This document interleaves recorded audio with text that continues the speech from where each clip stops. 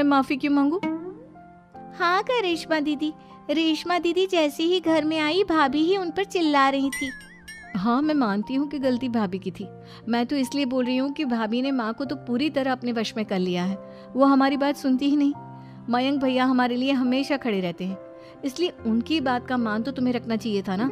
कोई फायदा नहीं दीदी, कुछ दिनों की बात और है, भाभी उन्हें भी हमारे खिलाफ भड़का देंगी। फिर वो भी माँ की तरह हमारी किसी बात का विश्वास नहीं करेंगे। इसी तरह सविता अपनी तीनों ननदों को किसी न किसी बात पर परेशान करती रहती थी। एक दिन मयंक अपनी तीनों बहनों के लिए गिफ्ट लाया। क्या रेशमा, ये तुम्हारे लिए हार का सेट, रेशमा तुम्हारे लिए सुंदर सी ड्रेस, और मनीषा तुम्हें किताबें पसंद है ना, तुम्हारे लिए किताबें लाया हूँ। थैंक यू भैया। थैंक यू भैया। थैंक यू भैया। करिश्मा, तुम्हारा नेकलेस कितना सुंदर है, ये भैया कहाँ से ले आए होंगे? मैंने भैया को 3 दिन पहले फोन पर ये डिजाइन दिखाया था और आज भैया ये ले आए। सविता तो अपनी ननदों के गिफ्ट्स देखकर जल गई, और करिश्मा का नेकलेस तो उसे भी बहुत पसंद आया था। अपनी बहनों के लिए कितना अच्छा नेकलेस लेकर आए हैं, मुझे कभी कोई गिफ्ट नहीं दिया। मैं आज ही ये हार चुरा लूंगी। रात में सविता करिश्मा का हार चुरा लेती है, और इसी तरह उसे अपनी ननदों की जो भी चीज़ अच्छी लगती वो उसे मांगती नहीं, बल्कि रात के अंधेरे में चुरा लेती। इसी तरह दिन बीतते गए, और सविता ने मयंक के दिल में भी उसकी बहनों के लिए नफरत पैदा कर दी।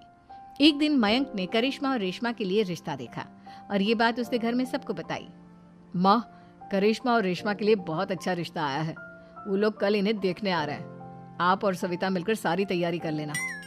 ये सुनकर करिश्मा और रेशमा खुश हो जाती हैं, लेकिन सविता सोचती है, अगर इन दोनों बहनों की शादी हो गई तो घर और बाहर का काम कौन करेगा? मनीषा तो एक नंबर की कामचोर है, उससे तो किसी बात की उम्मीद लगाना ही बेकार है। मुझे इस शादी को रोकना होगा। अगले दिन सभी लड़के वालों के स्वागत की तैयारी करने में लगे होते हैं। तभी मयंक अपनी बहनों से आकर कहता है, तैयार हो गई तुम दोनों?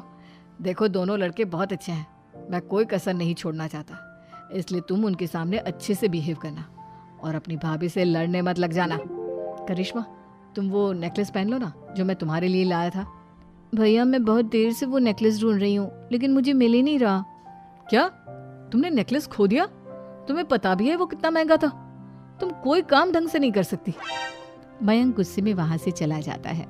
थोड़ी देर बाद लड़के वाले भी आ जाते हैं, वो दोनों बहनों को पसंद कर लेते हैं और रिश्ता पक्का हो जाता है।